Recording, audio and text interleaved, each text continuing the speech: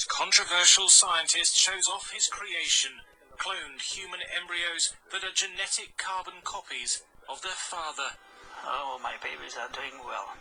They look beautiful. Filmed for a TV documentary, Dr. Panagiotis Zavos implants 11 of the embryos in 4 women, one of them British, in the hope of producing the first cloned human being. The procedure is a criminal offence in the UK, but not in this undisclosed Middle Eastern country.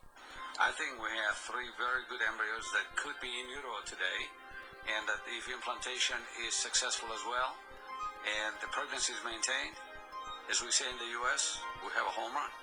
Dr. Zavos also reveals he's produced cloned embryos from 3 dead people, including Katie, who died in a car crash. He injected her DNA into a cow egg, though he hasn't implanted the animal-human hybrid. British scientists have condemned his work as reckless. Cloning of animals, such as Dolly, has shown the technique carries risks of severe congenital abnormalities. I find it A, incredible, and B, disgusting, because he's sowing false hope to begin with.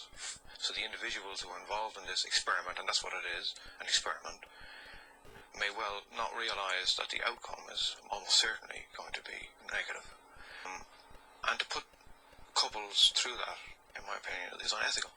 Adapted a standard cloning technique for his human patients. He first took an egg from the mother and stripped out the nucleus containing 99.9% of her DNA. He then took a skin cell from the father and extracted the genetic material. That was injected into the empty egg and given a jolt of electricity to form a cloned embryo. Within a matter of days, the embryo would have grown into a ball of 32 cells, which Dr. Zavos implanted into the mother's womb.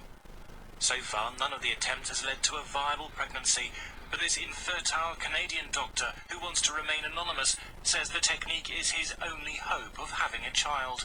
Pretty much decided that probably I would be the first one to be cloned, but then, if it worked, then we might go on to have another child. Despite almost universal condemnation, Dr. Zavos has vowed to continue his work. He says more than 100 patients have contacted him in the hope of having a cloned baby. Thomas.